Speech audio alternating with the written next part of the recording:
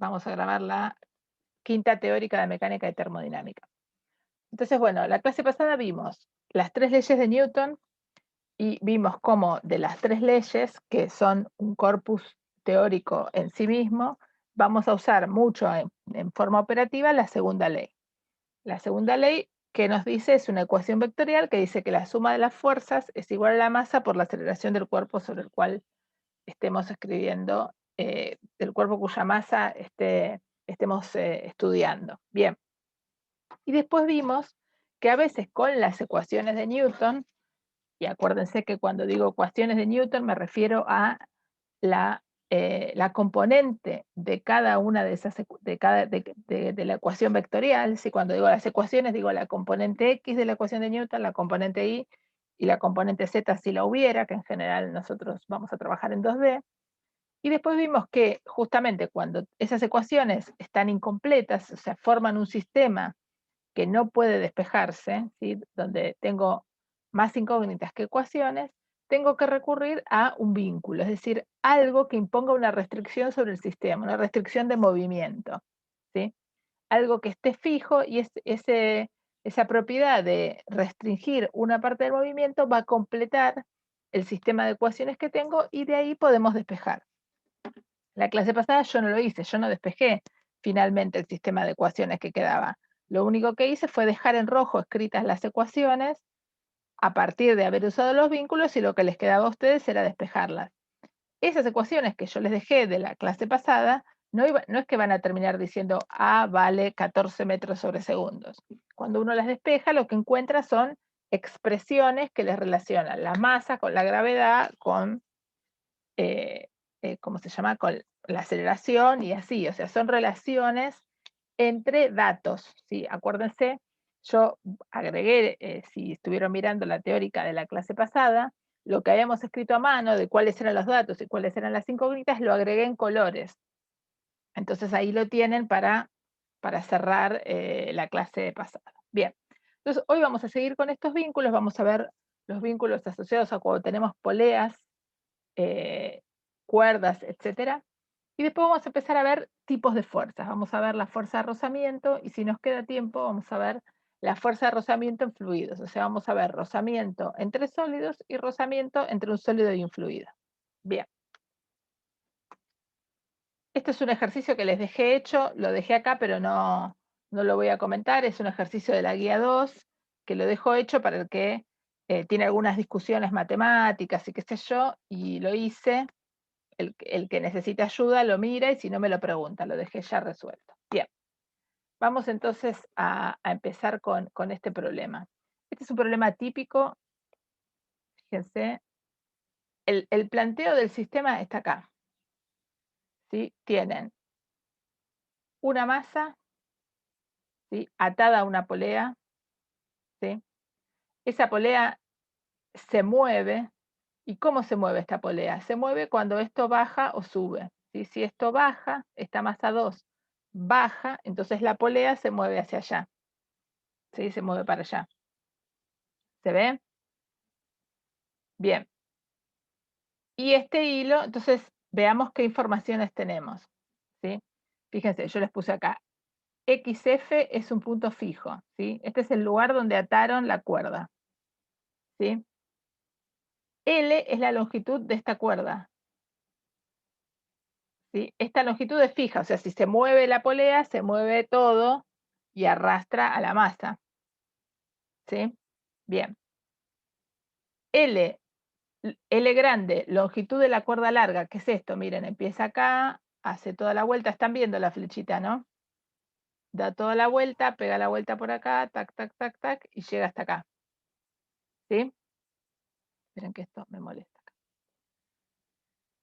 B es una polea fija que lo único que hace es darle el ángulo para que doble el hilo, ¿sí? Y A es una polea móvil, ¿sí? Y M1 y M2 son las masas cuyos movimientos quiero describir. ¿Estamos hasta acá? ¿Sí? Bien. Esperen que... ¿Está bien? Entonces fíjense que acá hay un montón de cosas escritas. Ahora vamos a ir viendo en detalle, ¿sí? Algunas yo las voy a comentar ahora y otras no, las voy a usar a lo largo de la explicación, pero las dejo escritas para que cuando ustedes lean les cierre todo, ¿sí? Esto está hecho no solo para explicarlo acá, sino para que ustedes lo puedan leer autocontenidamente. Bien, entonces fíjense, lo primero que hago es hacer el diagrama de cuerpo libre, ¿sí? ¿Cuántos objetos tengo para hacer el diagrama de cuerpo libre? 3, que son los 3 objetos que se mueven, ¿sí? La masa 1, la masa 2 y la polea A, ¿sí? ¿Estamos bien hasta acá? Cualquier cosa me paran o me escriben una pregunta en el chat. Yo el chat lo tengo cerrado, pero si alguno me hace alguna pregunta me va a aparecer una alarmita. Bien, entonces, seguimos. La soga no. Alguien pregunta si vamos a describir la soga como un objeto. Como la soga ya lo hicimos la clase pasada y ya sabemos las conclusiones que sacamos de ahí, que es que las tensiones en los bordes de la soga son las mismas, no lo vamos a volver a escribir. ¿Sí? Es una conclusión que ya sacamos para siempre. ¿Sí? La vez pasada vimos que, esperen que busco la tableta,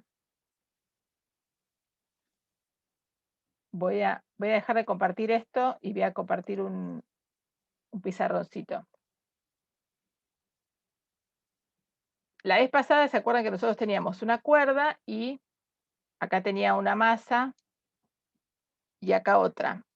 Y no me acuerdo, creo que esta era M2, M1 y esta era la soga.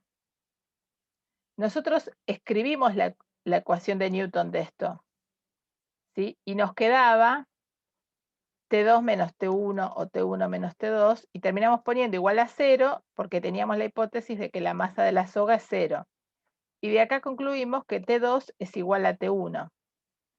Entonces esto nos llevó a la definición de que siempre que tengamos una soga con masas de cada lado, directamente vamos a poner que esto tiene una tensión para acá y esto tiene una tensión para allá. Y chau.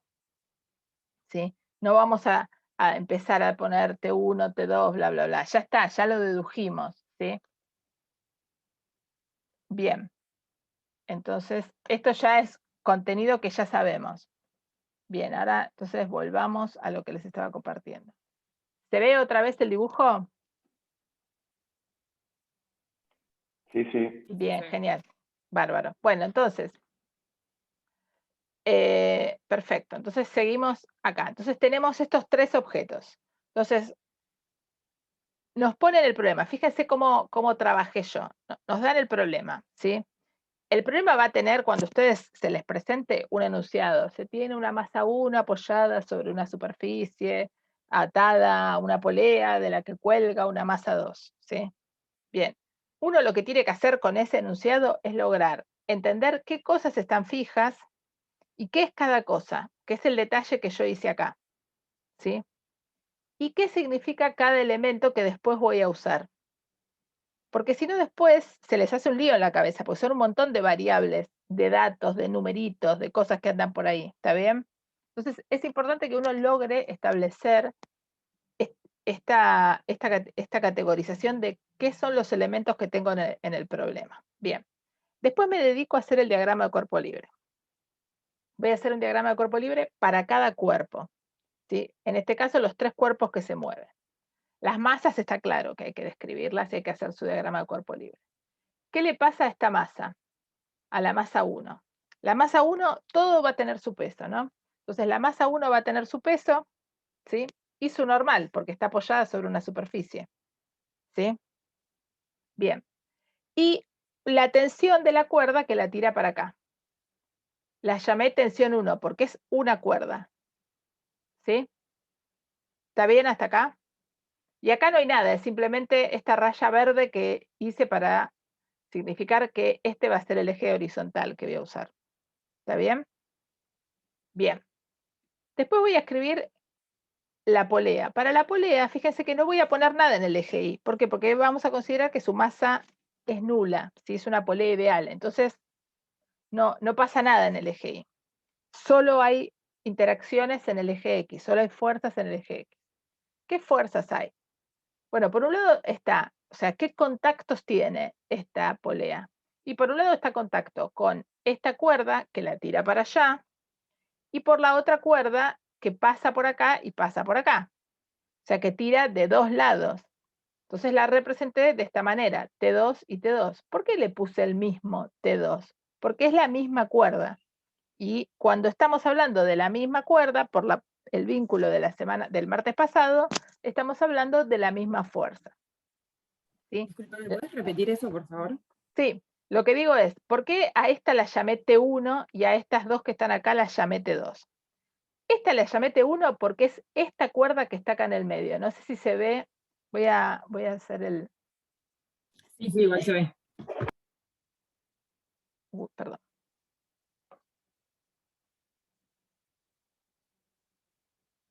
Vamos a elegir otro. Una es esta cuerda. ¿Sí? Esta cuerda es la que hace T1 para allá, sobre la polea que llamé polea A, que es la polea móvil, que es la que estoy describiendo, ¿sí? Esta es la polea A. Bien. Y la segunda cuerda que tengo es esta que está acá, que es la misma cuerda que hace toda esta vuelta. Lo estoy dibujando súper exagerado. ¿Sí? ¿Se ve? Sí, sí. Voy a ir para atrás, así borro. A ver si se ve. Es esta cuerda.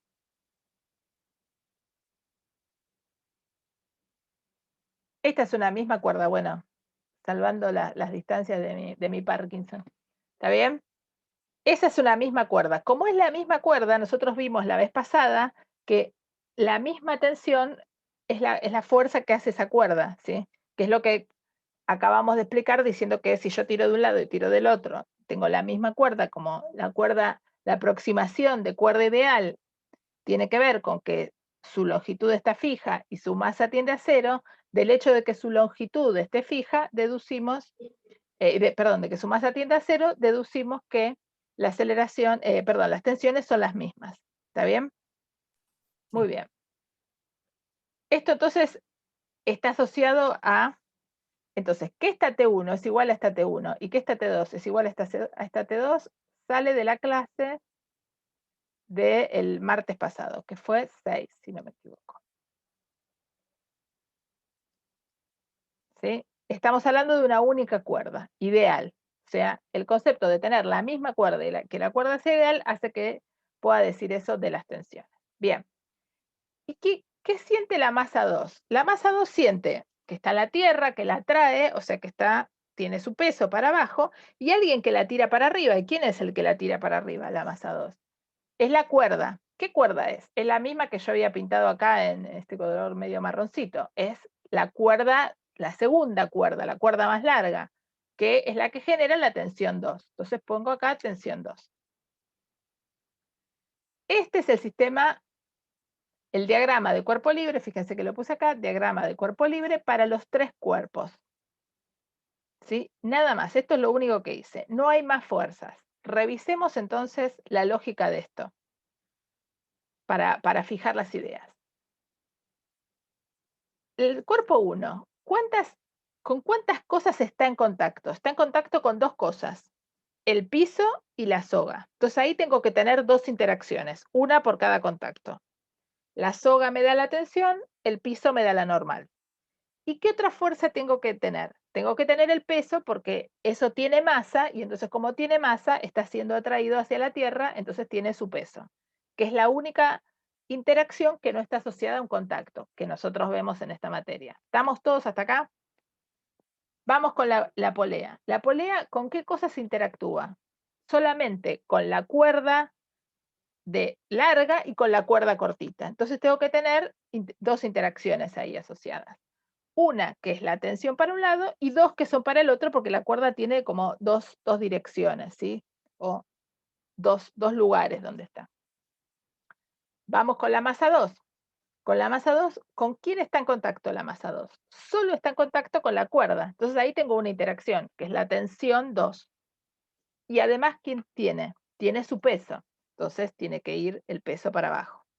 A la polea, ¿por qué no le puse su peso? ¿Por qué no le puse que tiene un peso? Porque estamos asumiendo que es una polea ideal. La polea ideal tiene masa 0. ¿Sí? O sea, es muy liviana. ¿En realidad tiene masa 0? ¿Esa es la realidad? No. En realidad lo que decimos, ¿se acuerdan que lo vimos también la vez pasada? Hablando de las cuerdas, es que su masa es muy, muy pequeña respecto de las masas que estamos considerando. ¿Sí? Entonces, esa es la cuestión. Una vez que nos convencimos de que este es el diagrama de cuerpo libre, entonces tenemos, esperen que cierro acá, tenemos que pasar a escribir las ecuaciones de Newton. ¿Sí? Entonces, fíjense que yo acá volví. Este es el mismo dibujo, lo que está acá es el mismo dibujo que estaba antes, simplemente lo puse para que nos podamos guiar. ¿Está bien? Y después tengo que escribir las ecuaciones de Newton para cada masa, ¿sí? Para cada elemento. Si tengo 3 diagramas de cuerpo libre, voy a tener 3 ecuaciones vectoriales de Newton. Para la otra polea no hay diagrama de cuerpo libre, pregunta alguien. Vuelvo para atrás un segundo. La otra polea está fija y no hace nada más que doblar el hilo, ¿sí? Entonces, por eso no describimos nada, porque no se va a mover esa polea. Esa polea está quietita y lo único que hace es generar ese ángulo para que el hilo doble, ¿sí? ¿Por qué la necesito? Porque si el hilo lo hiciera doblar por acá, esperen que perdí la flecha, si el hilo lo hiciera doblar por acá, se pegaría acá y tendría un montón de contactos que no me interesan. Entonces la polea la tengo para eso. ¿Está bien? Bien. Entonces esperen que vuelvo. Bien. Estamos hasta acá, entonces tengo 3 diagramas de cuerpo libre, voy a tener 3 ecuaciones vectoriales. ¿Estamos? Bien. Una vez que tengo eso, digo, bueno, tengo 3 ecuaciones vectoriales, empiezo a escribir la ecuación de Newton. ¿Sí? Acuérdense. Vengo con la ecuación de Newton, la suma de fuerzas es igual a la masa por la aceleración. Y esta ecuación la escribo para cada masa.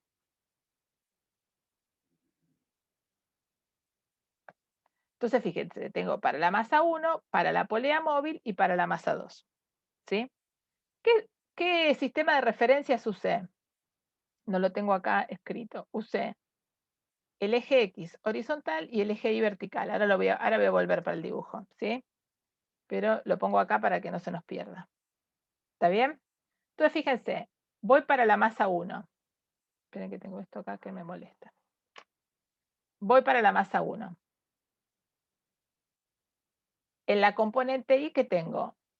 El peso y la normal. El peso va para abajo, o sea que tiene signo negativo, y la normal es positiva. Y esto es igual a 0. ¿Por qué es igual a 0? Por lo que vimos la vez pasada, ese cuerpo no vuela, no se mueve para arriba. En la dirección Y está fijo. Entonces su aceleración es 0, lo pongo. ¿Sí? Es también una especie de vínculo. ¿Sí? Ya sé que no se mueve eso, entonces lo pongo, lo agrego como dato. Y en el eje X, digo, hay una sola fuerza, la tensión, que apunta en el lado de los X positivos, y es igual a la masa por la aceleración. Esta es la aceleración 1. Y la escribo en la notación que vamos a usar más seguido en esta materia. X 2 puntos es igual a la aceleración. Es otra notación. ¿Sí? Fíjese que lo que nos da de bueno escribir X 2 puntos como aceleración en X es que ya con el mismo nombre que le pongo ya estoy diciendo en qué dirección está.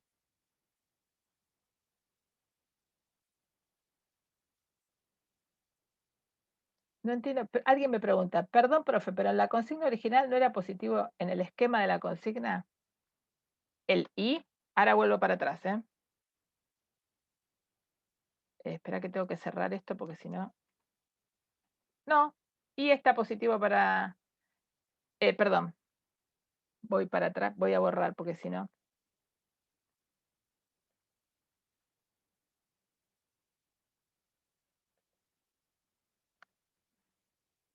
Ah, sí, sí, lo puse al revés, mira, buenísimo. Y lo puse positivo para abajo, entonces vuelvo al dibujo este y lo arreglo. No me acordaba. Esperen que pasamos. Ahí está.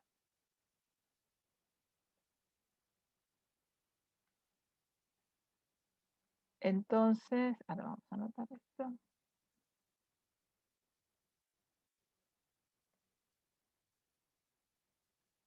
X y. Bueno, entonces esto está al revés, pero no pasa nada. Esto es un menos y esto es un más. Después lo arreglo para que quede bien en la teórica.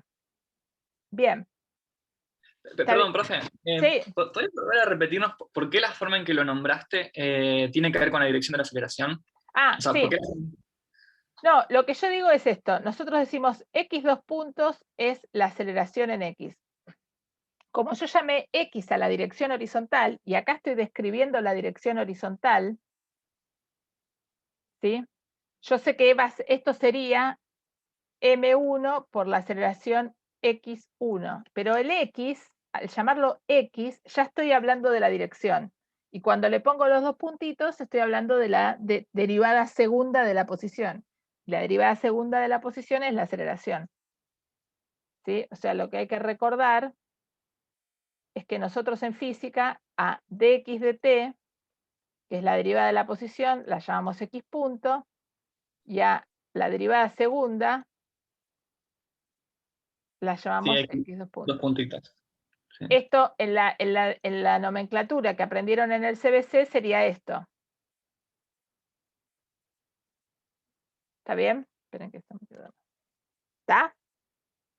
Ok, sí. O sea, el X respecto al eje X. Exactamente. El X nombra al eje horizontal, que lo llamé X en este punto. ¿Sí? ¿Está bien? Buenísimo, Bien. buenísimo. Bueno, entonces volvemos. Acuérdense que lo que estoy haciendo es escribir esto. ¿Sí? Esto para cada masa.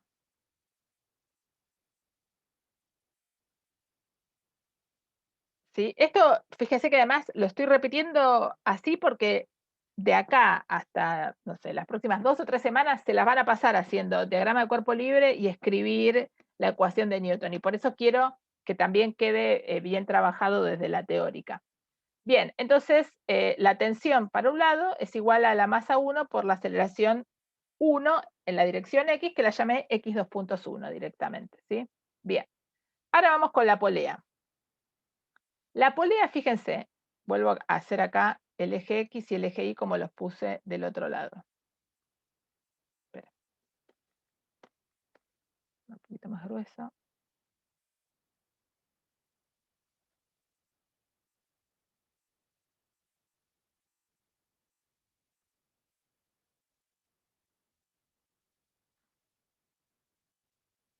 Este es el eje Y.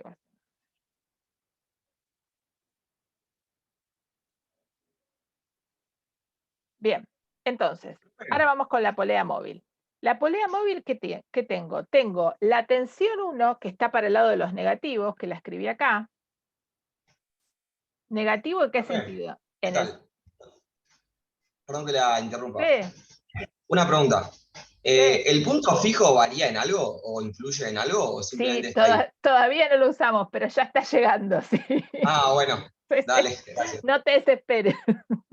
Sí, pero falta. It's coming. Sí, sí. Ahí voy con eso. Fíjate que la clave, él hace una pregunta, ¿para qué hablé de los puntos fijos de antes? Acá puse esto, más vínculos. Justamente va a venir ahí. Cuando yo me dedique a los vínculos, vamos a abrir una ventanita que nos va a llevar a eso. Sí, por ahora fíjense que esto está muy bueno, no sé quién lo dijo. Por ahora, nada de esto nos hace mención a que no usé que hay una parte de la polea que está atada a un hilito que da vuelta ni nada. O sea, todavía estos son tres cuerpos y nada más. ¿Sí? Pero ya va a venir. Simplemente nos estamos tomando un rato largo para hacer este problema. No se me aburran. Bien, entonces, la tensión 1, vuelvo, va para el lado de los negativos. Y la tensión 2, hay dos, pero son iguales, entonces lo puse de esta manera, 2 veces T2 para el lado de los positivos. como la polea es ideal, y acá estoy usando una hipótesis importante, la masa de la polea es casi cero, ¿sí? En realidad lo que decimos es que la masa de la polea es mucho más chica que las masas involucradas, que la masa 1, y también es mucho más chica que la masa 2, lo cual es muy fácil de ponerse uno en esas condiciones. Entonces, 2T2 es igual a T1. Bien, y para la masa 2 escribo lo que sé. Fíjense, pongo el peso que va para el lado de los positivos, como puse el eje Y, y la tensión que va para el lado de los negativos, igual a la masa, y acá puse la aceleración, esta sería la aceleración del cuerpo 2 en la dirección Y. Fíjense, ¿por qué no tengo para el cuerpo 2 ninguna ecuación en el eje X?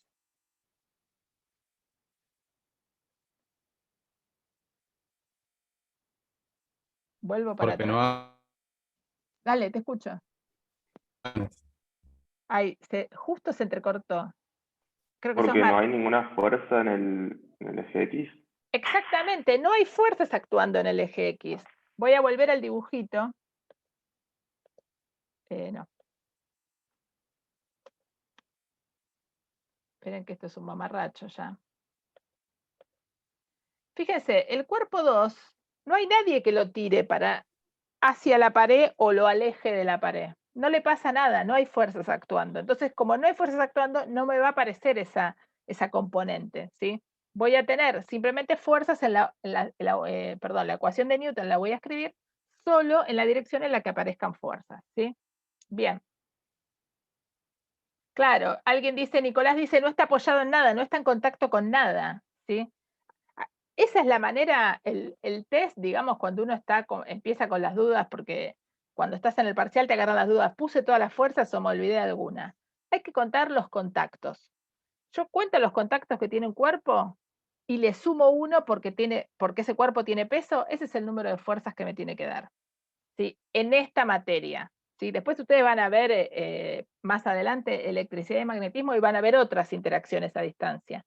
Pero en esta materia no hay otra interacción a distancia que no sea la dada por la gravedad. Por ende, contamos los contactos más la gravedad y ese es el número de fuerzas que tengo que tener. Si el cuerpo 2 solo está en contacto con una cuerda, entonces hay dos fuerzas actuando sobre el cuerpo 2, la tensión y su peso. ¿Está? Sabrina, me dice que levantaste la mano, pero... Ah, ahí lo veo, sí. Sí, perdón, tengo una pregunta. Sí, ¿Podrías repetir por qué hay 2T2 sobre la polea B? la polea A es, fíjate el dibujito. Esta es la polea A, la que Ah, ok, describo. ok. Es la polea A. Tengo esta cuerda Ah, que la tira para acá y esta cuerda que la tira para acá. Esto lo voy a corregir cuando les ponga el teórico, acá voy a poner polea A para que no se... Esta es la polea A. ok, muchas gracias. Bien. Entonces, ahora avanzamos.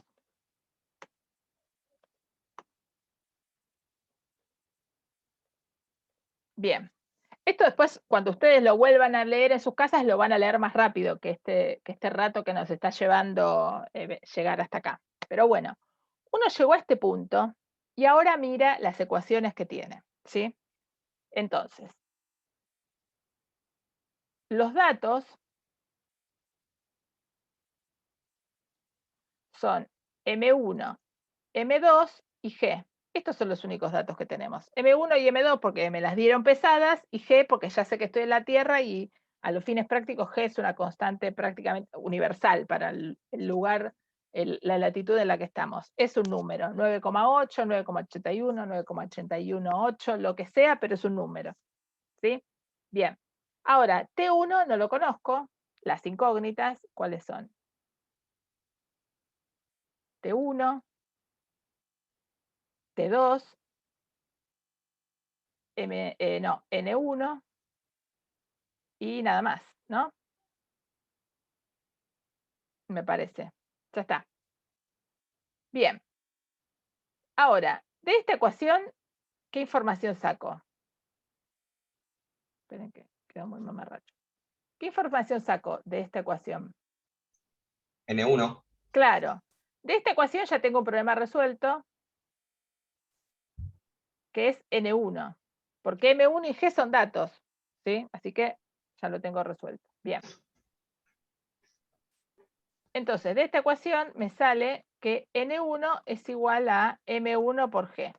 Si yo les digo que M1 vale 3 kilos, ustedes me dicen, bueno, N1 entonces valdrá 3 por 9,8, lo que dé, o 3 por 10, si queremos hacer la aproximación, dará 30 newtons. Listo, toma. Ah, y las aceleraciones me faltan. Claro, y me faltan las aceleraciones, que no son datos. datos. X2.1 y 2.0. Bien. Entonces, esta ya la tenemos. Estas dos están relacionadas entre sí, por esta ecuación que tengo Son acá. iguales.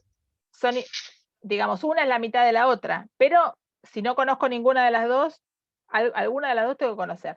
Acá tengo dos incógnitas, fíjense en esta ecuación. Sí, la aceleración de tensión. Claro, y acá tengo también por lo menos una incógnita y otra si la puedo reemplazar, digamos. Podría ir arreglando todo, pero de todas maneras voy a andar arrastrando incógnitas, ¿sí? Entonces, tengo las ecuaciones de Newton, digo, bueno, ahora tengo que usar los vínculos. Tengo que usar justamente lo que preguntaba el compañero. ¿Por qué es útil saber que la cuerda larga tiene una longitud fija y está anclada en un puntito? ¿Sí? ¿Cómo juega todo eso? Entonces ahora nos vamos a meter en eso. ¿Está bien? Bien. Esta parte, estas ecuaciones, las dejo a un costadito y después voy a volver. ¿Sí? No es que las abandono. Después voy a volver a eso. ¿Sí? Pero ahora nos vamos a meter como si hiciéramos doble clic acá y fuéramos sobre los vínculos.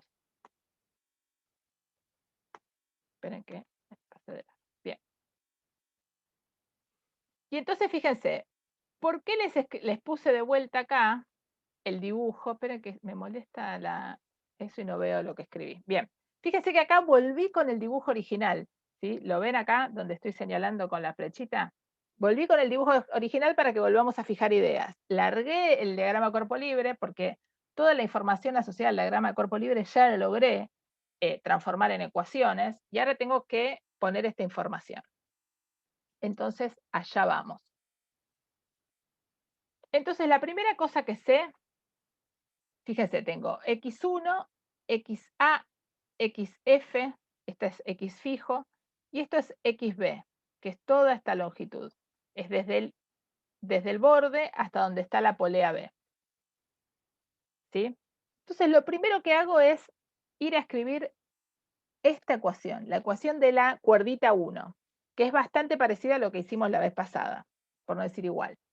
Entonces digo, la longitud de la primera cuerda, la cuerda más cortita, es igual a esto menos esto. ¿Sí? Donde esté el cuerpo A menos donde esté el cuerpo 1. Y eso se va a mantener fijo. ¿Sí?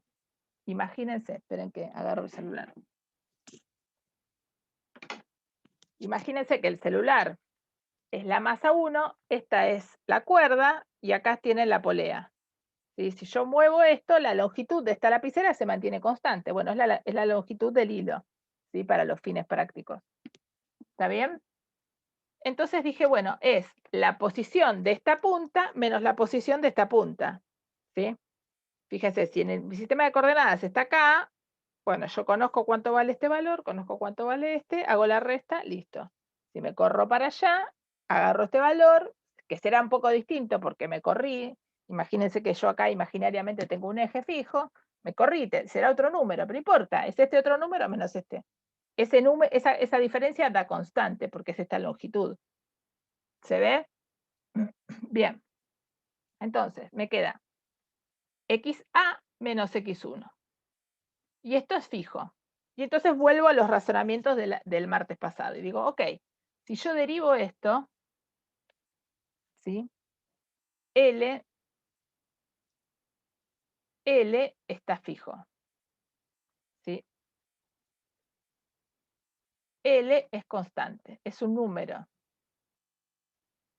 Es más, si estoy en el laboratorio, agarro y lo mido y se terminó. Es un número fijo. Entonces, la derivada de L respecto del tiempo es 0. Porque es la derivada de un número respecto del tiempo. Si la derivada de una constante es 0. Pero al mismo tiempo tiene que ser lo mismo que la derivada de xa respecto del tiempo menos la derivada de x1 respecto del tiempo. Porque la derivada de la resta es la resta de las derivadas. Y a este bicho, el martes pasado, perdón, no la semana pasada, dijimos que esto lo nombrábamos como x punto. Y a esto lo nombrábamos la igualdad de tres cosas significa definición. ¿Sí? Entonces, ¿qué les queda? Que 0 es igual a x punto a menos x punto 1. Y entonces ahora este que está restando lo paso sumando, me queda x punto 1 es igual a x punto 1.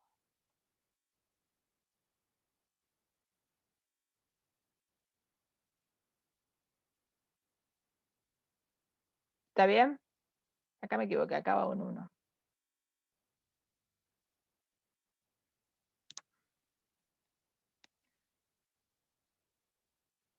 Bien. Perdón, lo que hiciste ahí fue derivar una posición. Acá, sí. Oh, ok. La Está derivada, bien. que la derivada de la posición es la velocidad. Ok. Sí. Sí, derivé Sí. una posición, exactamente. ¿Por qué? Porque yo sé que en el fondo de mi cabeza lo que estoy buscando es un lugar donde me aparezcan derivadas segundas de la posición, o sea, aceleraciones. Porque las aceleraciones están en mi lista de incógnitas. Ese es el motivo. O sea, ¿por qué me pongo a hacer todo esto? Y porque una de las incógnitas es una aceleración. Y yo sé, y es justamente acá donde esto se imbrinca con lo que vimos o con lo que ustedes estuvieron viendo en cinemática. Justamente conocer la posición de los objetos me lleva a conocer cosas sobre su aceleración. Y su aceleración, finalmente, está asociada con las fuerzas que actúan sobre él. Sí, exactamente. Bien, esperen que saco esto. No. Entonces, si yo ahora derivo otra vez a ambos miembros, me va a quedar acá la derivada segunda, o sea, puedo derivar una vez, dos veces, tres veces, infinitas veces, pero ¿para qué más? Hago la derivada segunda respecto del tiempo, esperen que lo escribo. O sea, si yo hago la derivada, ¿sí?, de x punto, esto es una mezcolanza de notaciones, pero quiero ser más explícita, es la derivada de la velocidad, x punto es la velocidad respecto del tiempo, esto les va a quedar x dos puntos. Y entonces de acá concluyo que x dos puntos 1 es igual a x dos puntos a.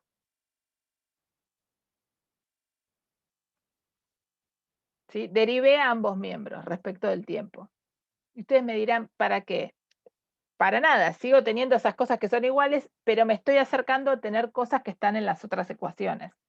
No me sirve tener una igualdad entre las velocidades, porque en las ecuaciones de Newton no me aparecen las velocidades. ¿Sí? Entonces lo hago simplemente por eso, porque estoy tratando de llegar a obtener ese valor. ¿Está bien? Esto a la larga, digamos, después de hoy lo van a ver conmigo, más tarde lo van a ver en la práctica, y en la práctica van a tener 3 clases de dinámica. Se van a terminar acostumbrando a que la aceleración que uno escribía, la suma de fuerza igual a masa por A, uno la va a terminar escribiendo m por x dos puntos o y dos puntos según la coordenada en la que esté trabajando. O sea, ahora es como tienen una extrañeza cada vez que yo escribo esto. Entonces eso les genera una disonancia en la cabeza y dicen, ¿pero qué está escribiendo? Bueno, pero vamos a ir repasando estos temas, vamos a ir volviendo hasta que ustedes adopten esta notación. Y no es que adopten esta notación, porque lo que nos interesa no es que adopten una notación y se la compren, es que adopten esta notación con el significado de esta notación.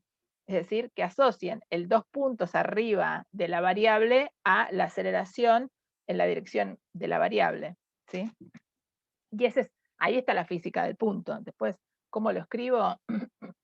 Cada persona podría inventarse una notación distinta para escribir derivadas. No lo hacemos porque queremos comunicarnos con otros, ¿sí? Bien. Bueno, entonces esperen que borro esto que es un mamarracho. Ahí está. Bien. Ay, esperen que hice lío y abrí una ventana extra. Entonces acá esto me equivoqué, lo voy a, después lo arreglo. Acá hay un 1, no un 2. Bien.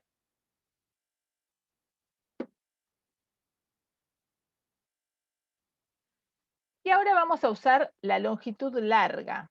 O sea, esta cuerda que empieza acá, lo voy a remarcar con un color y después lo voy a borrar. Así que esta cuerda que empieza acá, hace toda esta vuelta. Vamos a ponerlo.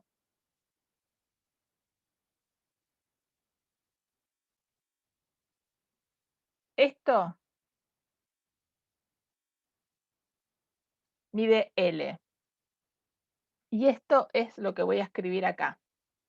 Y ahora vamos a ir parte por parte escribiéndolo. ¿Está bien? O sea, voy a escribir la longitud de esta cuerda. ¿En términos de quién? En términos de restas de pedazos que yo conozco. ¿Sí? Vamos por pasos. Entonces, fíjense.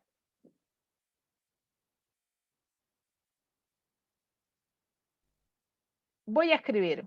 Primero, lo dibujo acá. Tengo la cuerda, la pienso así.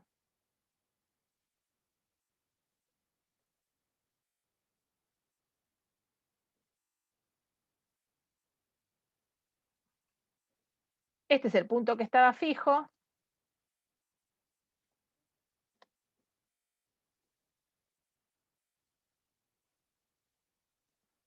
Y acá está la poleita A. Entonces, yo voy a pensar que la cuerda la puedo imaginar como que está compuesta por 3 tramos. El tramo 1, el tramo 2 y el tramo 3. Y ustedes me dirán, ¿qué haces con este cachito? Bueno, vamos a asumir que se puede escribir ese cachito en términos de un arco usando el radio de la polea.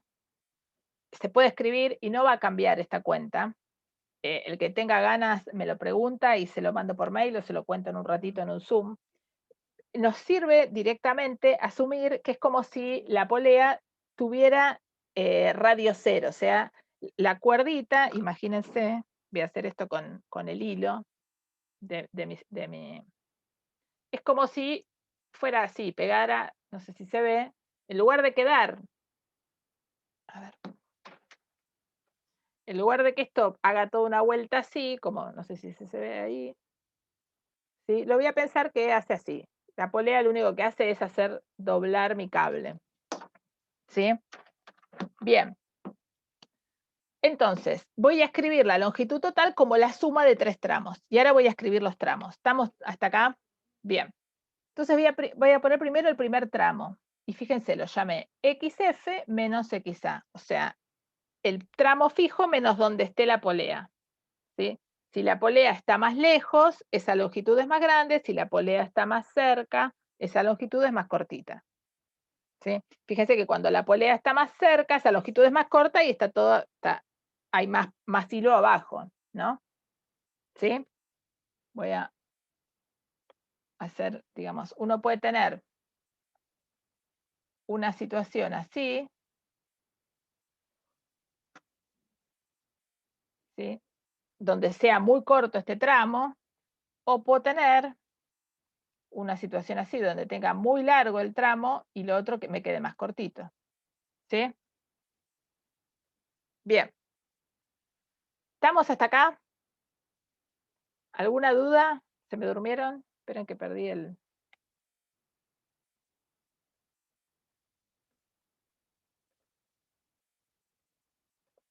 Se entiende perfecto. Bien. Esperen que hice lío y me quedó algo abierto que no. Voy a dejar de compartir y voy a volver a compartir, ¿eh?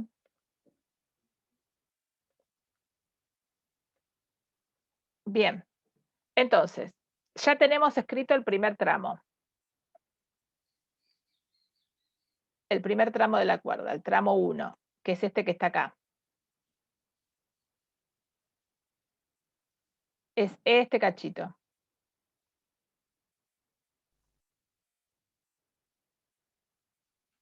¿Sí? Ahora vamos con el otro tramo. El tramo que está acá arriba. ¿Sí? Y lo puse XB menos XA, porque va a ser la posición esta, la posición de la punta, menos XA. ¿Sí? Y la posición de la punta es XB. Fíjense que lo dibujé acá. Esto menos este cacho me va a dar esta longitud. ¿Sí? Bien. Es el otro tramo. Y después la otra parte, que es la parte que está para abajo. Entonces va a ser I2, que es la posición del cuerpo, menos IB, que es la posición de la polea. ¿Sí? Bien. Este sería, entonces, esperen que le vamos a buscar otro color. Este tramo. ¿Sí? Esto lo van a volver a hacer varias veces en la clase, porque siempre tomamos un problema que tenga una cuerdita en los parciales. Así que lo van a volver a ver, ¿sí? O sea que esto es un tema sobre el cual vamos a ir pasando. Van a tener varios días para tratar de finalmente cerrar qué es lo que les entienden y qué es lo que no de esto. Bien. Una vez que uno escribe, fíjense, una vez que uno se escribe las longitudes, lo hice en este caso y lo hice en este, una vez que uno escribe esa parte y está convencido de que sumó todos los tramos que tenía que poner, ya está. Después empiezo a derivar, ¿sí? ¿Y qué hago? Empiezo a derivar hasta que me aparecen aceleraciones. Empiezo a derivar respecto de quién, de la variable más importante en esta materia y por lo menos para toda esta parte de la materia, que es el tiempo, ¿sí? Entonces derivo respecto del tiempo. Entonces de acá a acá, esperen que hice lío. De acá a acá derivo respecto del tiempo. Y por eso me aparece este L punto. Es la derivada de L respecto del tiempo. ¿Cuánto vale la derivada de L grande respecto del tiempo? 0, porque la longitud de la cuerda está fija, ¿sí? Si yo desarmo todo esto y mido esta longitud, me da un número. Cuando lo vuelva a armar, esa longitud se va a mantener constante, ¿sí? Después estará repartido cuánto estará para abajo, cuánto estará para un costado, pero eso no cambia el hecho de que su longitud esté fija. Entonces derivo cada tramo respecto del tiempo. Y esto es fácil porque tengo sumas y restas, entonces voy derivando. Y algunos van a tener derivada 0. ¿Por qué la derivada del punto fijo va a ser 0? Porque justamente su nombre lo indica, es un punto fijo, yo lo puedo conocer. Ese lugar no cambia con el tiempo, ¿sí? Donde yo até, donde puse un clavito y até mi cuerda, ese número será, si yo agarro la cinta métrica y mido respecto de la pared, será 88 centímetros y son 88 centímetros siempre. No cambia. Por más que la polea A se mueva y se vaya para abajo, ese hilito está atado ahí siempre, ¿sí? Lo mismo pasa con la posición de la polea B. La polea B es el borde en el cual pega la vuelta. Eso no cambia, ¿sí? Salvo que se me desarme todo el experimento. Con lo cual todo lo que dijimos no tiene sentido. ¿Está bien?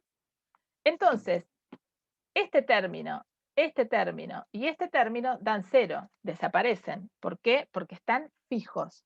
Porque son posiciones fijas del problema, ¿sí? Posiciones geométricamente determinadas y no van a variar si yo cambio la posición de las masas. Las masas se pueden ir moviendo, pero el lugar donde está la polea B y el lugar donde yo puse el clavo para atar la cuerda grande, no. ¿Estamos? Bien. ¿Y después qué hago? Y después vuelvo a derivar respecto del tiempo, una vez más. Entonces, fíjense, derivan otra vez esto respecto del tiempo, este con este son iguales, entonces les queda 2 veces eso, ¿sí? fíjense, las sumé acá estas dos cosas, en realidad tienen un menos, menos 2, y este lo puse acá, y 2. Y este se fue, y este se fue. ¿Está bien? Entonces, tenía 6 términos, 3 son 0 por definición para que el problema tenga sentido, 2 se juntan entre sí porque son idénticos, entonces hago la suma algebraica y el otro me queda por ahí. Y después derivo, esperen que voy a borrar esto, después vuelvo a derivar, voy a cerrar acá para tener más lugar, vuelvo a derivar respecto del tiempo para que me aparezcan las aceleraciones, ¿sí? Entonces fíjense, una primera derivada uso que la longitud está fija y me quedan velocidades. Algunas cosas se van, bla, bla, bla, una segunda derivada y aparecen las aceleraciones. Y entonces les quedan estas dos ecuaciones, esto acuérdense que está mal acá uno, no me equivoqué, esta ecuación y esta, que son las ecuaciones asociadas a las condiciones de vínculo. Y van a completar el sistema que tenemos con las ecuaciones de Newton, que ahora lo vamos a volver a escribir todos juntos. ¿Está bien? Bien.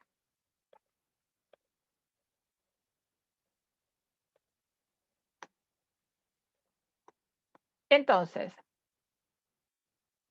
fíjense, de la ecuación anterior o uno le quedó. Entonces, que x2.a, o sea que la aceleración de a es igual a la aceleración de 1, y que 2 veces la aceleración a es igual a i2. ¿Sí? Y acá lo único que hice fue reemplazar, fíjense, dije, bueno, si esto vale, si x2.a vale x2.1, entonces te reemplazo y te escribo 2 por x2.1. Entonces vuelvo a escribir el sistema que tenía antes y me queda T1 es igual a M1 por x2.1. Nada nuevo.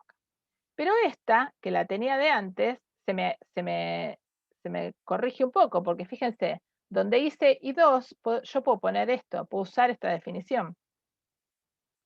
Fíjense, de acá, yo sé que I2 es igual a 2x1. Entonces, este dato lo meto acá. Ay, esperen que no sé por qué no escribí. Este dato lo meto acá.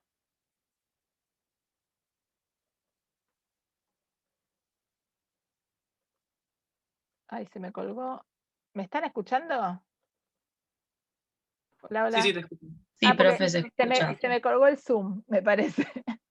Bueno, voy a terminar porque sin dibujar y después justo nos viene el break, así que me da tiempo para reiniciar. Bueno, entonces lo que les decía es, fíjense, como I2 es 2x1, lo reemplazo acá. ¿Sí? Y ya sabíamos que 2t1 es 2t2 es t1, y entonces de acá despejo, fíjense, por ejemplo, despejo cuánto vale I2. Y me queda toda esta porquería que ustedes ven, de acá la despejo. Digo, bueno, T2, T1 es esto, M1 por X1, les queda esto. Hay que hacer una cuenta, el que no le sale me lo pregunta. O sea, fíjense, donde dice T2, reemplazo que es T1 sobre 2, o sea que es M1 por X2.1. Sí, a ver si puedo, voy a dejar, si me deja dejar de compartir. Ahí va. A ver, vamos a empezar de vuelta. Acá. Y ahora voy a la página donde estábamos.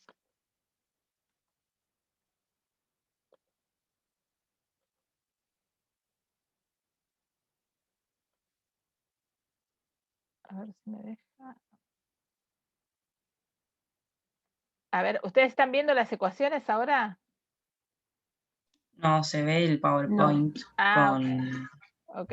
Se ve el PowerPoint con una hoja vacía. Sí, eso. Ok. A ver si me deja. Como que quedó abierto algo. Ahí vamos. Ahí sí se ve bien. Ahí está, ahí vamos de vuelta. Ahí voy a compartir entonces otra vez. Y vamos a hacer la cuenta. Así queda terminada.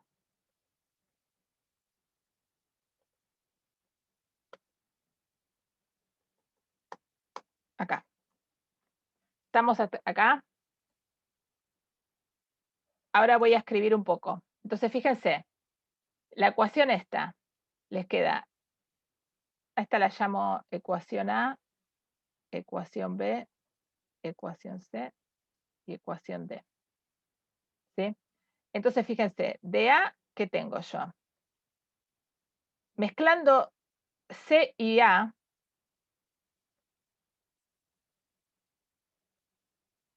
yo concluyo que, sí, en realidad, T2, 2T2 es igual a M1 por X 2.1. ¿Se ve esto que escribí acá? 2T2 es M1 por X 2.1. ¿Todos Sí, están sí, se ve. convencidos? Sí, sí. Bien. Entonces, quiere decir que T2 es M1 sobre 2 por X 2.1. Y ahora, esto lo meto acá adentro. Entonces, la ecuación B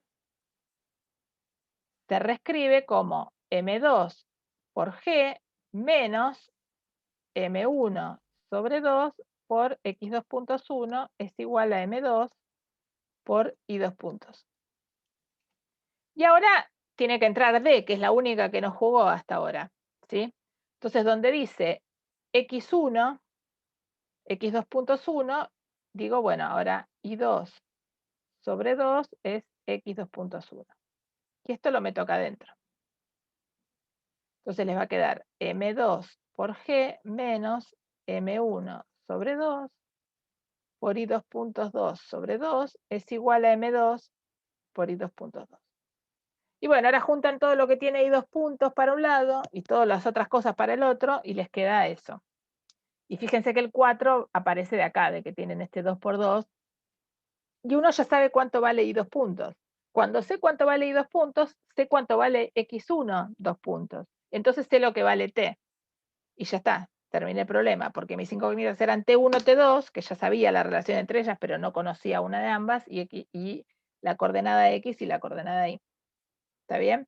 Y fíjense que una cosa más, para terminar, que ya está recansados, es que uno puede ver que si M1, puede uno empezar a pensar qué sucede si M1 o M2 tienden a 0, por ejemplo. Fíjense, si M1 tendiera a 0, no existiera, ¿sí?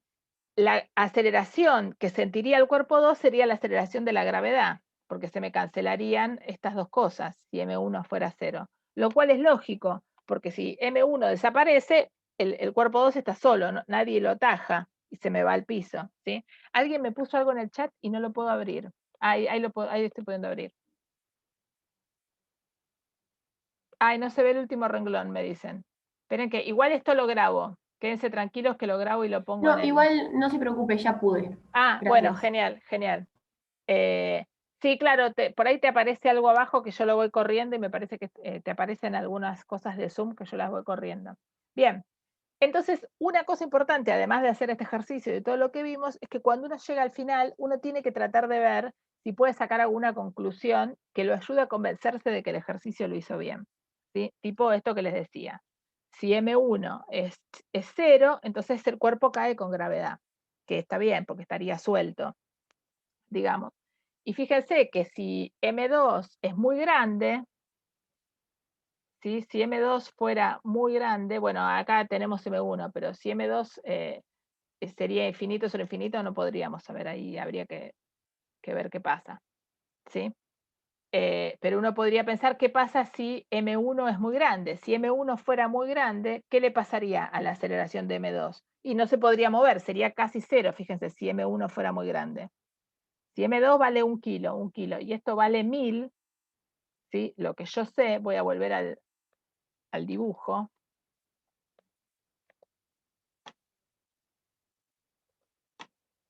Fíjense, si la masa esta fuera muy grande, esto no podría bajar, ¿sí?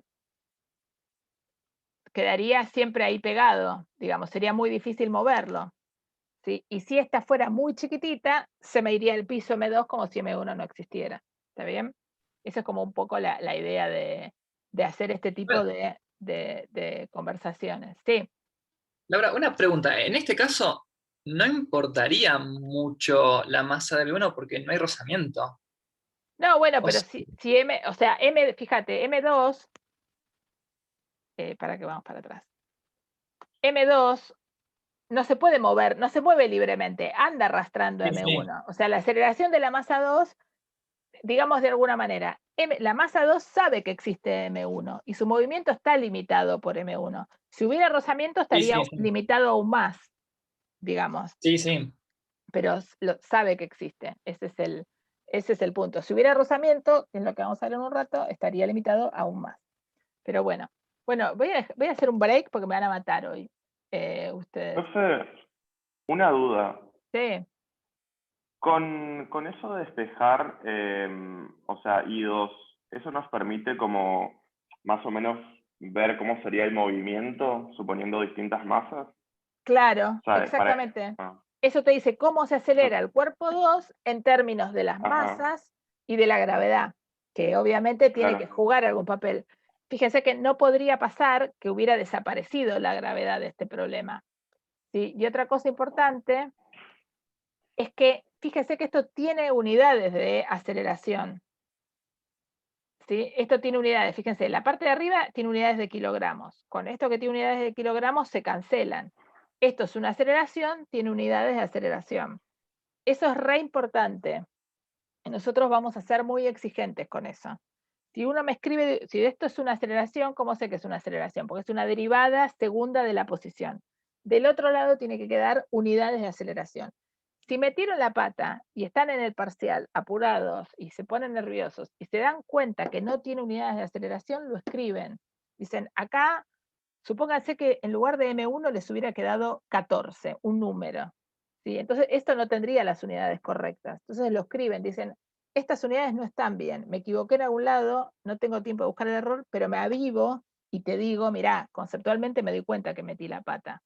Sí, porque ustedes matemáticas ya saben más o menos y matemáticas se lo evalúan en otro lado. Lo que necesitamos saber es que saben física, que son capaces de reconocer, aunque sea que se han equivocado. ¿Está bien? Bien. Entonces, es que las fuerzas de fricción pueden ser de dos tipos. Pueden ser, estoy grabando, estática o dinámica, ¿sí? Y acá lo llama cinética, ¿sí? Cuando yo empujo algo, ¿sí? Empujo, por ejemplo, el celular sobre mi mano y ahora estoy haciendo fuerza con los dedos, ¿sí? Y no lo puedo mover, ¿sí? De todas maneras, hay una fuerza de fricción entre mi mano y el celular. Hago un poco de fuerza, un poco más, y lo logro mover. Y después, en general, para seguirlo moviendo, ya no tengo que hacer tanta fuerza, ¿sí? Bien. Entonces, vamos a entonces asociar. Cuando tenemos un cuerpo apoyado sobre una superficie, va a haber dos fuerzas de contacto asociadas. Una que es la fuerza normal, ¿sí? Que es la que ya vimos, y otra que va a ser la fuerza de fricción o de rozamiento. Hasta estos días, hasta hoy, estuvimos asumiendo que la fuerza de rozamiento era cero. En realidad lo que decimos es que es muy pequeña y que las superficies casi no tienen rozamiento. ¿Es fácil o es difícil conseguir ese tipo de cosas? Y depende. Ahora les voy a compartir, a ver si me sale. Creo que lo tengo acá. Sí. Ahí. ¿Ven esto que es un... ¿Ven el videíto que está empezando? Sí, sí se ve. Ahí va. Fíjense este. ¿Ven? Ahí qué pasa con este muchacho. El chico se desliza por el Claro, piso. se desliza, piensa que va a haber rozamiento y que el rozamiento lo va a terminar frenando, y finalmente el rozamiento entre las superficies es casi nulo. Entonces, ¿cómo termina frenando? No termina frenando por el rozamiento, termina frenando porque se pega contra algo, es una pared o no sé qué es eso. ¿Sí? Este es un ejemplo de una situación donde casi no hay rozamiento, ¿sí? En realidad lo hay, pero es muy pequeño. Lo que nosotros estuvimos viendo hasta ahora, vuelvo al PowerPoint, es entonces que hay situaciones en las que podemos pensar que casi no hay rozamiento, que es casi nulo respecto de las otras fuerzas, ¿sí? Y esta fuerza de fricción o de rozamiento siempre se opone al movimiento relativo entre las dos superficies.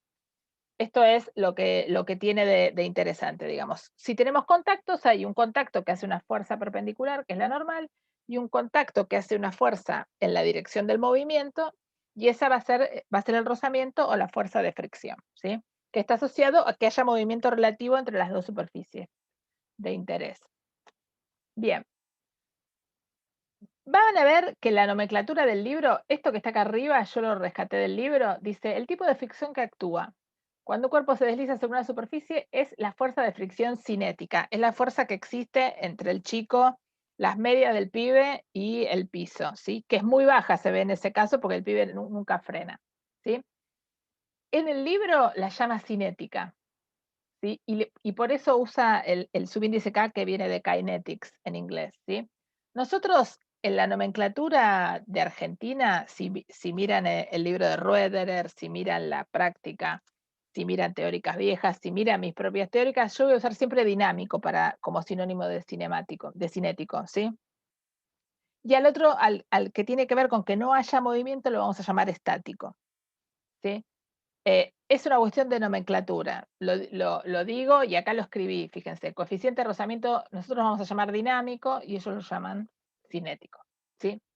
Lo importante es que la magnitud de la fuerza, ¿sí?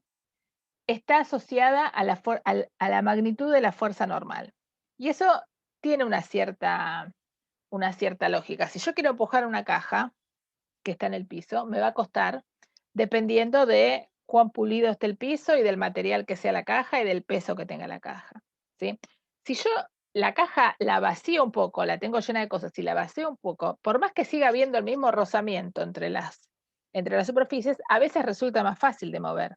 Eso me dice que la fuerza de rozamiento depende, por un lado, de las superficies en cuestión, pero también de cómo es, ¿sí? El peso de lo que estoy tratando de mover, y eso está metido, esa información, en la normal.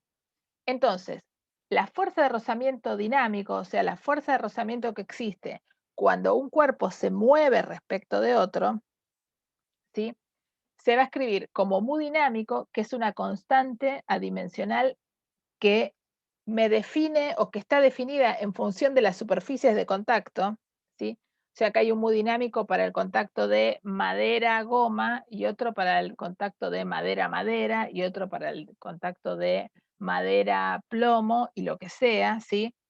Hay gente que se dedica a estudiar y hacer tabulaciones de estos valores, entre otros. Entonces, si un ingeniero necesita poner dos superficies en contacto, se fija si el rozamiento va a ser relevante o no, mirando cuál es el mu dinámico o el mu estático entre sus superficies de interés. Y entonces, como les decía, la fuerza de rozamiento en módulo va a ser igual al mu dinámico, que es esta constante, este número adimensional que me define las superficies en contacto, por la normal. Pero fíjense que esta es una ecuación escalar, ¿sí? Yo acá les digo cómo es el módulo de la fuerza de rozamiento, que es igual a este número por el módulo de la normal. Porque estas cosas nunca podrían ser iguales en términos vectoriales, ¿se ve? Porque la normal es perpendicular a la superficie y la fuerza de rozamiento es en la dirección paralela a la superficie, ¿sí? Lo que decimos acá es el numerito, ¿sí? 20 newtons, 8 newtons, 79 newtons, que sea la fuerza de rozamiento dinámica, ¿de dónde te sale? Te sale del numerito que sea la normal multiplicado por el mu dinámico, que está asociado al tipo de materiales que tengo que están interactuando, ¿sí? Y por eso acá lo aclaré de esta manera, ¿sí? Esta es una igualdad entre módulos, ¿sí? La dirección la tengo que poner con lo que yo sé, que es que la fuerza de rozamiento es paralela a la superficie y la normal es perpendicular, ¿sí? O sea, cada una tiene su dirección. Bien. La fuerza de rozamiento estática es un poco más complicada de definir. La fuerza de rozamiento dinámica es una formulita. En general les vamos a dar como dato el mu dinámico y el mu estático, pero la fuerza de rozamiento estática es un poquito más complicada de estudiar o de, por lo menos, de establecer cómo aparecen las ecuaciones de Newton. Porque fíjense que lo que estamos haciendo es agarrar y yo les estoy presentando una nueva fuerza que ustedes en general ya conocen, y esta nueva fuerza, ¿qué le va a pasar? Esta nueva fuerza va a jugar un rol nuevo cuando yo tenga que escribir las ecuaciones de Newton de un problema, ¿sí? O sea, ay, esperen que metí la pata. Ahí está. Cuando tengamos un problema, supongamos, como el que vimos la semana pasada, de dos masas,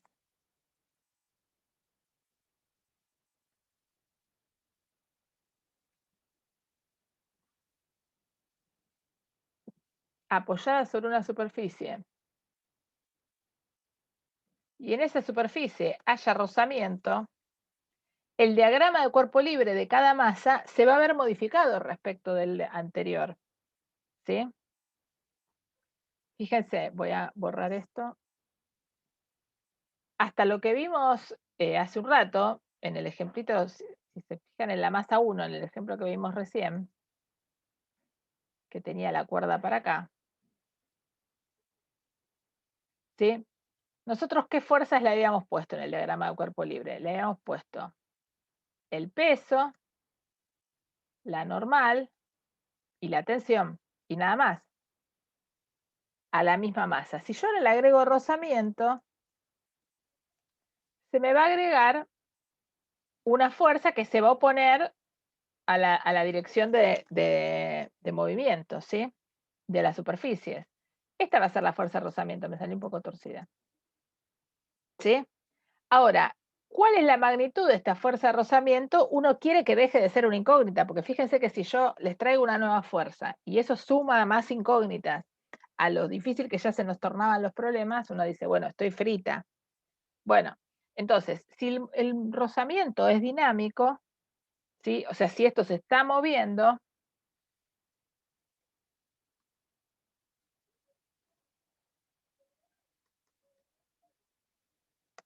la fuerza de rozamiento en módulo se escribe como el mu dinámico por la normal. Y entonces, esto me va a aparecer en la ecuación de Newton y no me aparecen tantas incógnitas. Si se fijan, vuelve a aparecer una normal, o sea, lo mismo que ya me había aparecido antes. No me aparecen nuevas incógnitas, ¿sí? ¿Esto va a ser siempre el caso? No. Cuando tenga fuerza de rozamiento estático, esto se va a complicar un poco, ¿sí? Entonces, ¿a qué voy con todo esto? Voy a que, en general, considerar que existe rozamiento entre las superficies, lo que va a hacer es complejizar la forma que tiene la ecuación de Newton que escribimos, las ecuaciones de Newton. Porque puede ser que aparezca, si algo se mueve en un plano inclinado, puede ser que yo decida descomponer la fuerza de rozamiento y que tenga componentes en X y en Y o no, depende del problema, ¿sí?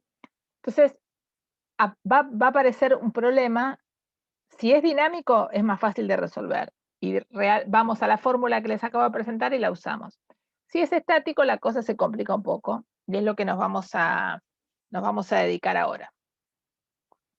Entonces, esto ya lo grabé y lo voy a agregar después en la parte de la teórica del campus donde les pongo las teóricas. Así estos dibujitos les quedan disponibles. Bien. Entonces, vamos a plantearnos esta situación. Tenemos un objeto, ¿sí?, que está apoyado en una superficie en la que hay rozamiento, ¿sí? Si yo no trato de deslizar un cuerpo respecto del otro, el rozamiento no aparece, porque dijimos que el rozamiento era algo que aparecía cuando uno intentaba deslizar un cuerpo del otro. Fíjense en el videito que les mostré antes del chico estrellándose contra la puerta, los demás que están filmando están parados en un piso parecido, pero no se van, no se deslizan hacia allá. ¿Por qué? Porque no aplicaron una fuerza para moverse en la dirección en la que existe el rozamiento. Entonces, como están quietos, no les pasa nada, ¿sí? Bien, cuando se empiecen a mover, cuando empiecen a aplicar una fuerza sobre su cuerpo, ¿sí?, entonces ahí va a aparecer el rozamiento. ¿Cómo lo representamos en este esquema que estamos viendo? Tengo la cuerdita acá y alguien empieza a tirar de la cuerdita. Entonces, cuando empieza a tirar, ¿sí? Empieza a aplicar una fuerza en la dirección de la superficie, la dirección paralela a la superficie, y aparece una fuerza de rozamiento, ¿sí? Que acá el libro, para marcar aún más fuertemente que está asociada al rozamiento, la pone acá, cerca de la superficie. ¿Se ve? Es simplemente para fijar ideas. Acuérdense que estamos trabajando en la hipótesis de cuerpo puntual, pero aprovechando que tengo esto macro, se lo pongo, el libro lo agrega acá, para reforzar la idea que es una fuerza que aparece por ese contacto de superficie. Entonces, el tipo empieza a tirar de acá, hace fuerza, ¿sí? Aplica una tensión, pero no lo puede mover. Tira y no lo puede mover. Entonces va cada vez aplicando una tensión más grande. Y aparece una fuerza que es cada vez más grande, que es la resistencia que opone el rozamiento entre las superficies, ¿sí? Empieza a crecer eso. Hasta que llega un momento, y esto lo hemos experimentado todos, estamos intentando empujar una caja y cada vez empujamos más, hasta que en un momento cede. ¿Y qué pasa en general cuando uno trata de empujar algo y cede? Después medio que te vas para adelante, porque esa fuerza que estabas haciendo tan fuerte sobra para mover la caja, ¿sí? Y entonces medio que te vas para adelante, ¿sí? Medio que te sobra la fuerza. Y acá pasa lo mismo. Uno va subiendo la fuerza, acá en el eje X tenemos la tensión, es decir, la fuerza que el tipo hace con la manito, aumenta, y aumenta proporcionalmente la fuerza de rozamiento estática, ¿sí? O sea, la fuerza de rozamiento que hace que eso no se mueva, ¿sí? Hasta que llega un momento en el que la vence. Y cuando la vence, empieza la parte dinámica, digamos, del movimiento. La empiezo a mover y la fuerza de rozamiento dinámica es más baja, ¿sí? Que la fuerza de rozamiento estática máxima, ¿sí? Es decir, que la fuerza de rozamiento estática es en general no una igualdad, sino una desigualdad. O sea, yo no puedo saber si tengo una fuerza de rozamiento estática, no puedo saber cuál es su valor fijo, no puedo saber cuál es el número. ¿Por qué? Porque todos estos son valores posibles de la fuerza de rozamiento estática, ¿sí? En general, lo único que puedo saber es que es menor que el mu estático por la normal, es decir, lo tengo acotado, ¿sí? Pero no sé cuánto vale, solo sé este valor, que es el valor máximo. O sea, de la fuerza de rozamiento estática, es decir, cuando sobre un cuerpo aparece una fuerza de rozamiento y esa fuerza de rozamiento es estática, es decir, el cuerpo no se mueve, ¿sí? Entonces yo tengo un cuerpo, sé que hay rozamiento, pero veo al mismo tiempo que la aceleración de ese cuerpo es cero, es decir, que el cuerpo está fijo, entonces hay una fuerza de rozamiento estática. ¿Cuánto vale esa fuerza de rozamiento? No lo sé. Lo único que puedo saber es su cota, es decir, el valor máximo que puede tomar, que va a ser el mu estático, que va a estar determinado por los elementos, otra vez, pero que es distinto del mu dinámico, por la normal. Y ese va a ser la cota máxima. Todos los otros valores son valores posibles y no los puedo conocer. Cuando aparezcan problemas de este tipo, a uno les va a quedar la fuerza de rozamiento estática como una incógnita en general, salvo que el enunciado diga la fuerza de rozamiento estática es máxima. Pero si no les dicen nada, la fuerza de rozamiento estática es desconocida. O sea, se agrega un problema a las ecuaciones de Newton, para decirlo rápidamente, ¿sí? Esto es muy importante. ¿Por qué? Porque acá, sí, creo que lo volví a poner acá. No. Lo que me interesa es que vean que la fuerza de rozamiento dinámica, ¿sí? Es conocida si yo conozco el mu dinámico y la normal, ¿sí? Si yo conozco esas dos cosas, yo me construyo el valor de la fuerza de rozamiento dinámico y sé cuánto vale en módulo. Después le tendré que meter la dirección mirando el problema, que eso no es tan difícil. Ahora, si hay una fuerza de rozamiento estática, yo no conozco su valor. Conozco, fíjense, la tengo acotada. Conozco lo máximo que puede valer, pero no estoy segura que puedo reemplazar en una ecuación en la que aparece fuerza de rozamiento estática, no puedo reemplazar por mu estático por la normal. Eso está mal. Solo puedo hacerlo si el enunciado del problema me dice explícitamente que la fuerza de rozamiento es estática máxima. Si no, no puedo hacerlo. ¿Está claro eso? Tiene que estar muy claro porque va a aparecer mucho en la guía. Bien. Acá esperen que tengo una pregunta. Bien. Entonces, acá les puse algunos valores. Esto está en el libro, ¿sí? Lo relevante es que vean que, fíjense, el coeficiente de fricción estático es siempre más grande que el coeficiente de fricción dinámico, ¿sí? O sea, esa constante de proporcionalidad es mayor, ¿sí? En el caso estático que en el dinámico. En general es menor que 1, salvo en algunos casos particulares, ¿sí? Que tienen que ver ya con cuestiones, fíjense, acá tienen cobre sobre hierro colado, es algo más complicado, ¿sí? Estas son todas aleaciones o metales que tenemos en este caso. Y ahora les quiero mostrar, acá puse esto, fíjense, en la teórica les va a aparecer esto nada más, ¿sí? Y esto es la imagen que ahora vamos a ver en la simulación. Pero esto lo pongo para que se acuerden cuando, ¿cómo se llama? Cuando estén revisando que tienen que ir a buscar el link porque si no, nada, se lo pierden. Esperen que vamos entonces, les voy a compartir ahora la simulación esa. A ver, acá está. Bueno, este es el que ya vimos, que lo voy a cerrar. Y acá lo que tienen, no sé si se ve, voy a sacarle el sonido porque no aporta mucho. Acá lo que tienen es justamente la micro, digamos, de la interacción entre estos dos libros. O sea, estos dos libros representarían lo que discutíamos antes, ¿no? O sea, las superficies de contacto, el contacto entre dos superficies, ¿sí? Bien. Y entonces, cuando uno desplaza uno respecto del otro, ¿sí? Fíjense, si yo los desplazo despacito, no pasa mucho, pero si yo lo empiezo a desplazar más fuerte, esta es la temperatura, se empieza a calentar, se empiezan a mover más los átomos, las moléculas que forman estas sustancias, y tenemos un aumento de superficie, de temperatura, y justamente cuando uno empieza a mover más fuerte, o sea, genera un aumento de temperatura, un aumento en la temperatura, y genera justamente que cambie un poco el coeficiente de fricción.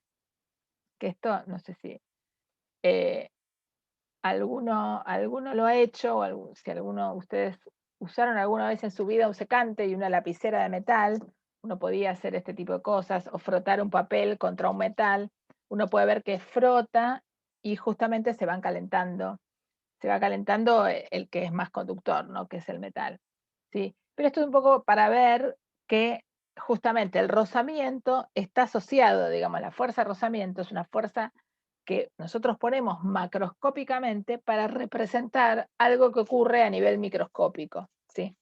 Y justamente que sea algo que ocurre a nivel microscópico es algo que se revela o se hace evidente en que el mu dinámico y el mu estático dependan de los materiales en cuestión, ¿sí?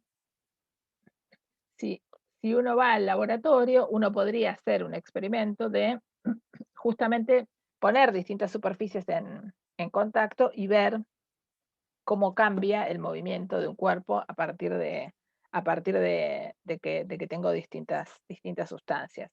Y esto un poco el objetivo de esta transparencia y de esta simulación es que vean que simplemente escribir en las ecuaciones de Newton la existencia de una fuerza de rozamiento o una fuerza de fricción está asociado a dar cuenta de la interacción microscópica entre dos tipos de superficies, que es la interacción microscópica entre dos tipos de redes hechas por los átomos o las moléculas que forman los materiales de los que estamos hablando.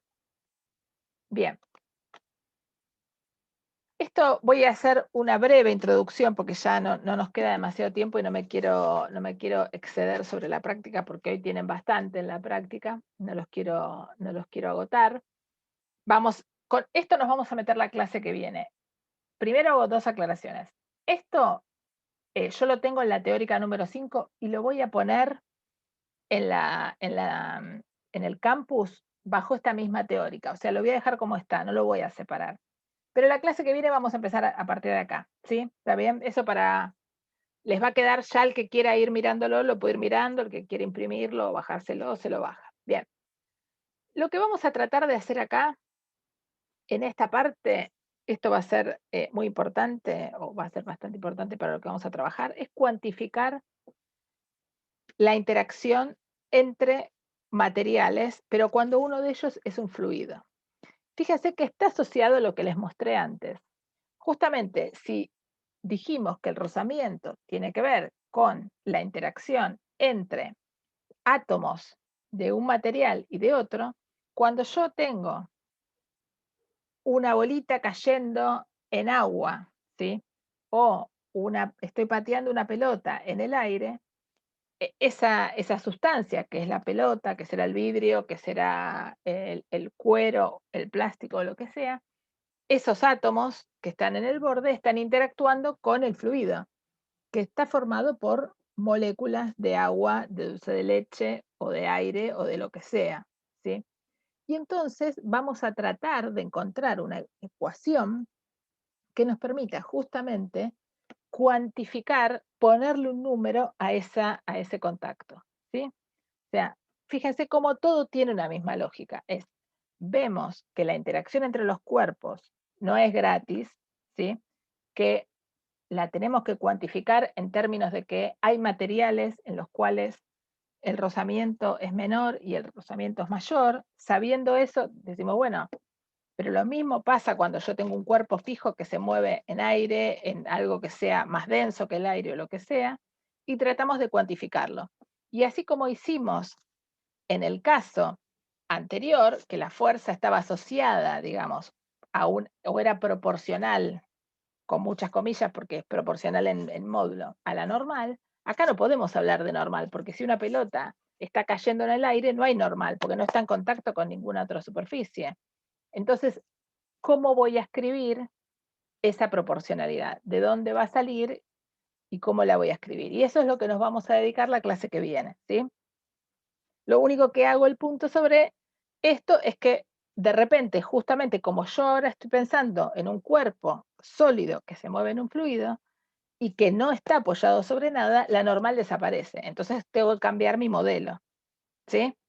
Y fíjense cómo vuelvo a hacer el punto, algo que ya también dije la clase pasada, que es que, dije la clase pasada, no, dije la primer clase, que es todo el tiempo estamos acercándonos a describir el mundo físico a partir de modelos. Hacemos un modelo para el rozamiento de dos sólidos que están en contacto, y ahora para el rozamiento entre un sólido en contacto con un fluido vamos a tener que hacer otra cosa, ¿sí? Y eso es lo que nos vamos a dedicar la clase que viene. Así que bueno, yo los dejo ahora, que se vayan a descansar. Creo que por ahí está Luz, sí, ahí está Luz. Así que yo ahora la voy a hacer host. Y bueno, yo. Hola, Laura, creo que tenés no sé, Sabrina tiene la manito levantada. A ¿Puede ver, ser? no la Sabrina veo. Presa. No, creo que quedó de antes y no sé bajarla. Va, si Ah. es, si soy yo. Sí, Sí, porque perdón, ya. no, David. No, pero ya. Es que a mí no me aparecía como levantada. Ahí pude. Tenía que Bueno. bajarla yo, disculpa. Bueno, no pasa nada. Bueno, entonces, listo, ya los dejo. Terminamos con rozamiento entre sólidos, Luz, nada más. Y hicimos un problema de, ¿cómo se llama? Dos masas colgando, una masa colgando y, viste, una cuerda y qué sé yo, con dos cuerdas y una polea móvil en detalle.